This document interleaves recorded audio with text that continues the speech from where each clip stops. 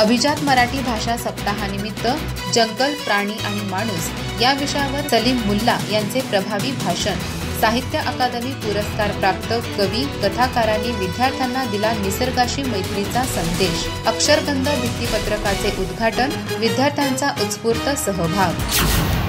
चंदगड येथील रभा माडकोळकर महाविद्यालयाच्या मराठी विभागाच्या वतीने अभिजात मराठी भाषा सप्ताहाचं औचित्य साधून साहित्य अकादमी पुरस्कार प्राप्त कवी, कथाकार आणि विचारवंत सलीम मुल्ला यांचे विशेष व्याख्यान आयोजित करण्यात आले।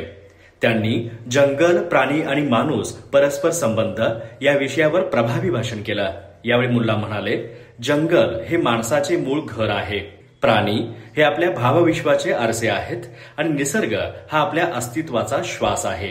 माणसाने निसर्गावर वर्चस्व न गाजवता त्याच्याशी मैत्री केली पाहिजे। जंगलातील प्राण्यांचं अस्तित्व हे मानवी संस्कृतीचं प्रतिबिंब आहे आणि त्या संतुलनाचं रक्षण करणं ही खरी मानवी जबाबदारी आहे। सलीम मुल्ला यांच्या जंगल खजिनाचा शोध या किशोर कादंबरीस 2019 मध्ये साहित्य अकादमी पुरस्कार प्राप्त झाला आहे। त्यांनी या कादंबरीतील पत्रांद्वारे जंगल, आदिवासी जीवनशैली आणि माणसातील निसर्गबंध याचा अर्थपूर्ण संवाद विद्यार्थ्यांसमोर मांडला। मराठी विभाग प्रमुख प्राध्यापक SV कुलकर्णी यांनी सांगितलं की अभिजात मराठी भाषा सप्ताह साजरा करण्यामागचा हेतू विद्यार्थ्यांमध्ये साहित्यप्रेम, भाषाप्रेम आणि सृजनशीलतेचा विकास घडवणं हा आहे। कार्यक्रमाच्या अध्यक्षस्थानी प्राचार्य डॉक्टर SD गोरल होते।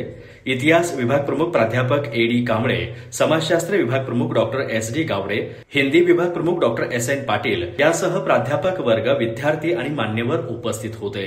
कार्यक्रमात मराठी विभागाने सादर केलेला अक्षरगंध भित्तीपत्रकाचं उद्घाटन सलीम मुल्ला यांच्या हस्ते करण्यात आलं।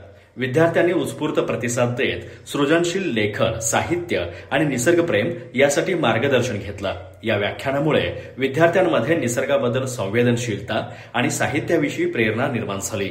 अधिक माहिती आणि ताज्या घडामोडींसाठी आजच आमचे चॅनल सबस्क्राइब करा।